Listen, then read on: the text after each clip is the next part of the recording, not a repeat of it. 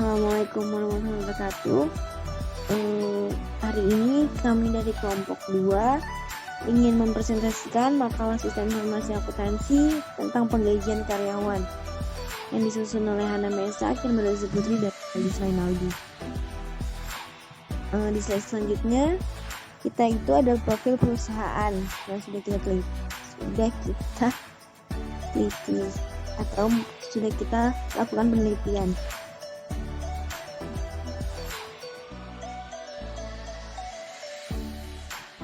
Baik, di sini ada profil perusahaan, yaitu PD Kalista Collection adalah perusahaan manufaktur yang memperoleh dari bahan baku menjadi bahan jadi. Perusahaan ini membuat pakaian, legging, anak sampai dewasa. Dalam memproduksi pakaian terdapat 5 bagian dalam proses pembuatan, yaitu proses pemotongan, proses obras, proses date, proses buang benang, sampai finishing. Sampai juga proses packing dalam sistem borongan. Karyawan menerima gaji setiap minggunya. Setiap bagian dari proses produksi memiliki gaji yang berbeda. Pula karyawan rata-rata dapat mengerjakan sampai 30 kodi.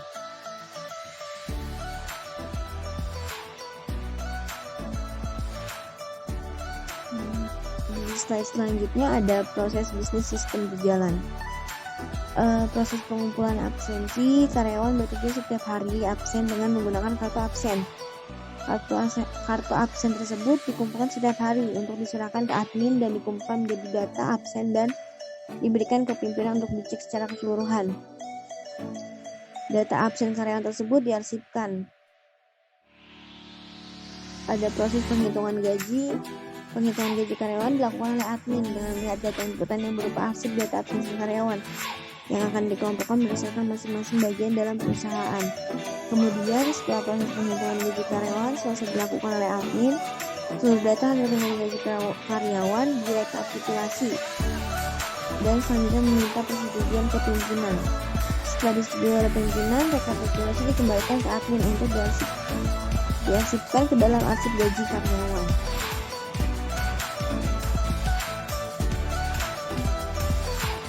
Di prosedur pembayaran gaji. Prosedurnya itu pembayaran gaji dilakukan oleh admin dengan berdasarkan data rekapan yang telah disetujui oleh pimpinan dan arsip gaji karyawan. Maka admin akan membuat slip gaji yang akan diberikan kepada karyawan. Selanjutnya, gajinya akan diberikan kepada karyawan yang bersangkutan disertai tanda terima gaji karyawan untuk ditandatangani yang selanjutnya akan diarsipkan. Nah, prosedur pembuatan laporan penggajian itu setelah transaksi dan tanda terima gaji yang telah ditandatangani diarsipkan, admin akan membuat laporan berdasarkan data arsip gaji dan arsip tanda keterima karyawan yang telah ditandatangani tersebut setelah semuanya selesai data tersusun dengan baik. Terakhir hasilnya dilaporkan ke pimpinan.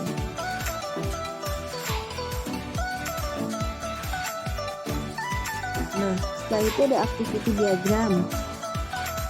Activity diagram itu adalah diagram yang menggambarkan flow aliran kerja atau aktivitas dari sebuah sistem atau proses bisnis. Yang perlu diperhatikan adalah bahwa diagram aktivitas menggambarkan aktivitas sistem, bukan apa yang dilakukan aktor. Jadi aktivitas yang dilakukan oleh sistem. Seperti di bawah ini contoh-contohnya atau gambarnya. Karyawan mulai melakukan absen, dari mulai melakukan absen, merekap data absen karyawan sebagai personal dia, admin itu menghitung gaji karyawan, rekap data gaji karyawan, membuat data gaji karyawan, dan pimpinan itu menerima rekap gaji karyawan, menyetujui rekapan, dan bank menerima data gaji karyawan, transfer gaji, balik lagi dari ke karyawan menerima gaji. Nah, di sini ada dokumen masukan. Dokumen masukan itu ada nama arus data, yaitu data absensi, fungsi untuk mengetahui jumlah absensi karyawan dari masing-masing bagian, sumbernya dari admin, tujuannya ke karyawan dan pimpinan, menggunakan medianya media kertas, jumlahnya 1 lembar, frekuensinya pada saat karyawan sebelum memulai kerja setiap sehari, bentuknya dokumen.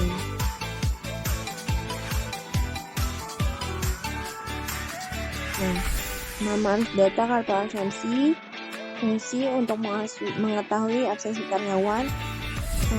Absensi karyawan itu setiap harinya si karyawan ini absen untuk melakukan pekerjaan, sumbernya itu email admin, tujuan karyawan, medianya kertas 1 lembar, frekuensinya pada saat karyawan sebelum memulai kerja.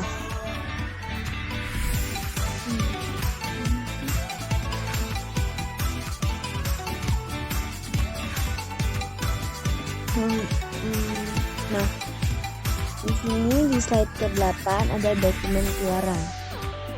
Nama dokumennya itu form laporan penggajian, fungsinya sebagai surat laporan gaji karyawan. Sumbernya sama dari admin juga, tujuannya untuk pimpinan, medianya kertas dan Microsoft Excel, Word. Jumlahnya itu 1 lembar. Frekuensinya itu terjadi setelah karyawan bekerja dalam 1 minggu. Bentuk dokumennya F01. Nah, di slide ke-9 itu ada nama dokumen.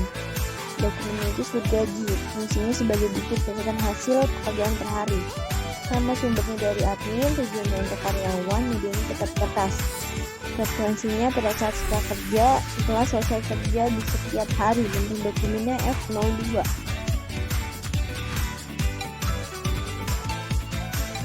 Nah, di slide ke-10 ini ada analisa kebutuhan,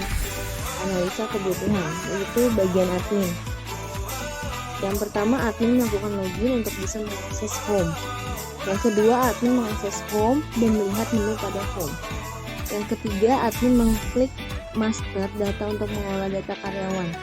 Yang keempat, admin mengklik master data untuk mengolah data admin. Yang kelima, admin mengklik master data untuk mengolah data pimpinan. Dan yang keenam, admin mengklik data penggajian untuk mengolah form absen atau slip gaji. Yang ketujuh, yang terakhir, admin melogout. Nah, di sini ada contoh use case diagram, use case login. Login, admin, login. Nah, input username-nya atau nama karyawannya, verifikasi, input username, masukkan passwordnya, setelah itu verifikasi sistem, setelah itu login. Nah, penjelasan selanjutnya di slide ke-11 itu saya serahkan kepada Ewaldus.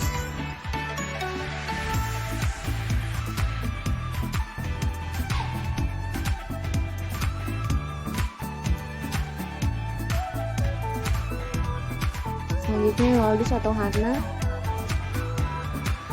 Oke, di slide ke-12 saya akan melanjutkannya. Di slide ke-12 ini ada use case halaman pengguna, di mana di sini ada aktor login, selanjutnya ke menu master. Nah, dari menu master ada data karyawan, ada data admin, data pimpinan.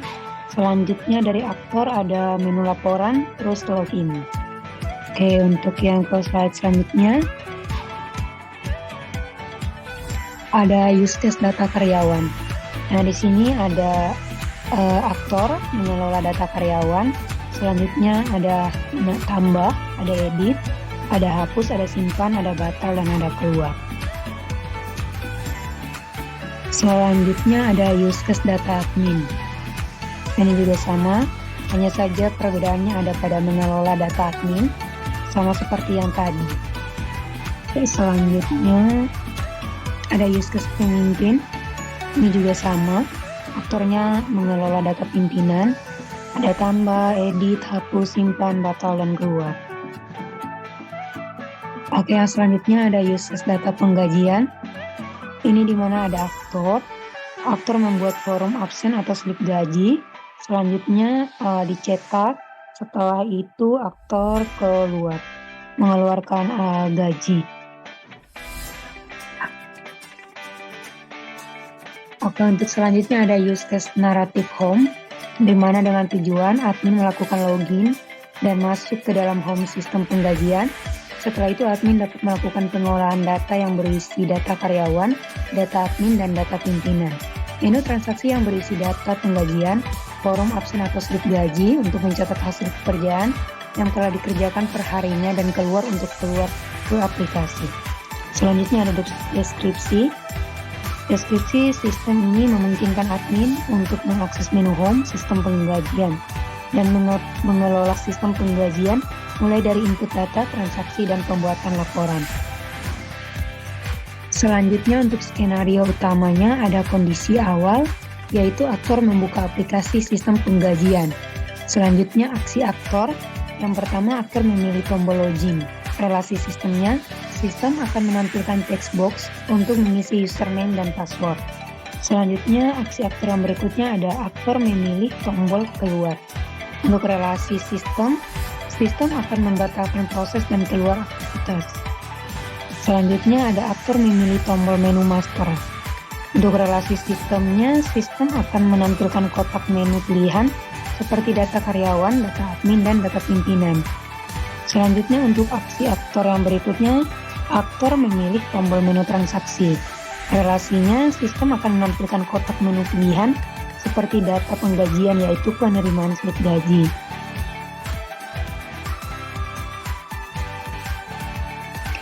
Yang berikutnya ada activity diagram program susulan. Ini untuk activity login-nya ada user, yaitu input username dan password. Selanjutnya ke sistem, sistem memvalidasi username dan password. Selanjutnya ke validasi, terus ke user lagi menampilkan pesan error.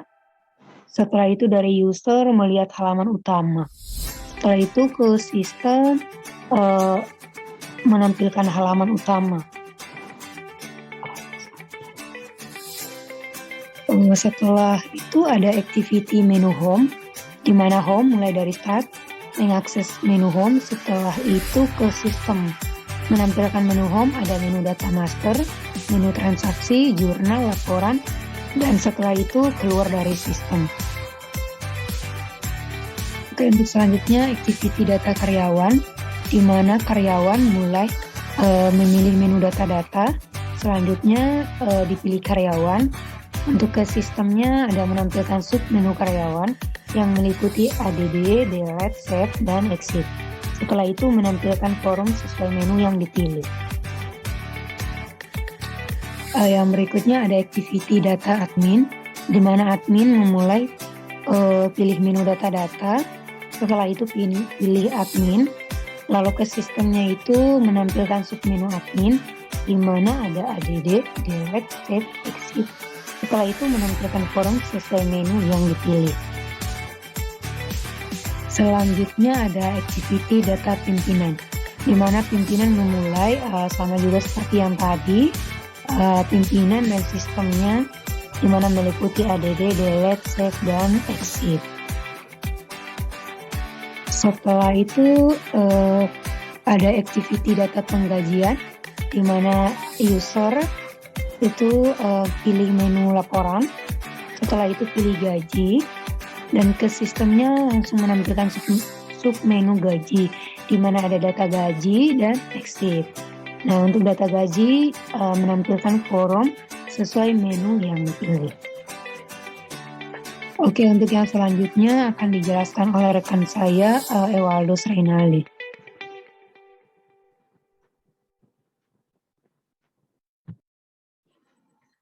Oke, selanjutnya di sini ada pemrogramannya dari makalah yang sudah kita jelaskan di atas dari pertama.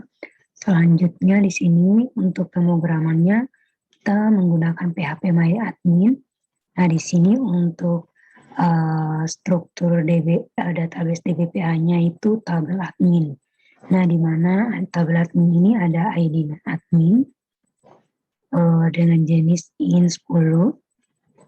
Selanjutnya ada nama admin, ada kontak, ada create add, dan ada update and add. Selanjutnya di slide yang berikutnya ada tabel bagian, di mana di tabel bagian ini ada ID bagian, nama bagian. Setelah itu slide yang selanjutnya ada tabel data barang, di mana dari tabel ini ada ID barang, ID jenis, nama barang, harga kode. Selanjutnya ada tabel karyawan, di mana dalam tabel ini ada ID karyawan, nama karyawan, jenis kelamin, alamat karyawan, dan nomor HP.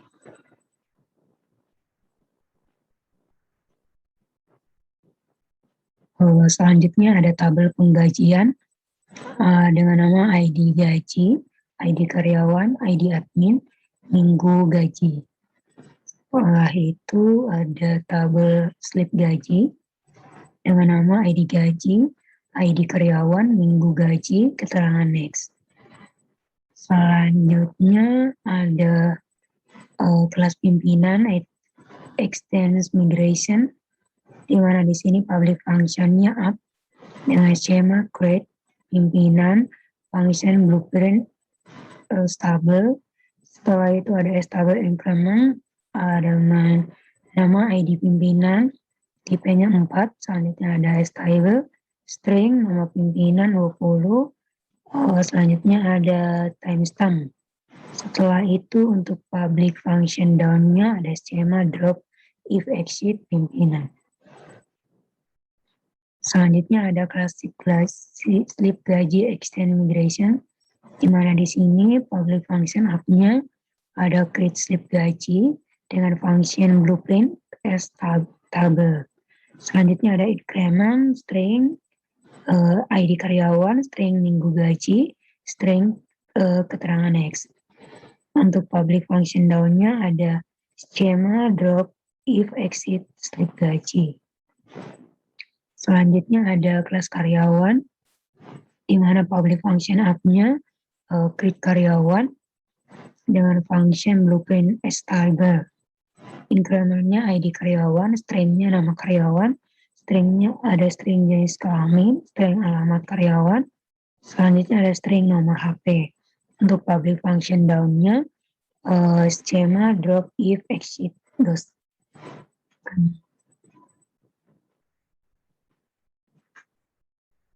Oke, selanjutnya ada kelas admin extend migrate, di mana public function up-nya create admin dengan function blueprint stable. Selanjutnya ada increment ID admin, string nama admin, string kontak, dan timestamp. Untuk public function down-nya drop, if, exit, admin. Selanjutnya kelas penggajian, untuk public function up-nya ada create penggajian. Selanjutnya increment ID gaji, string ID karyawan, string ID admin, string minggu gaji.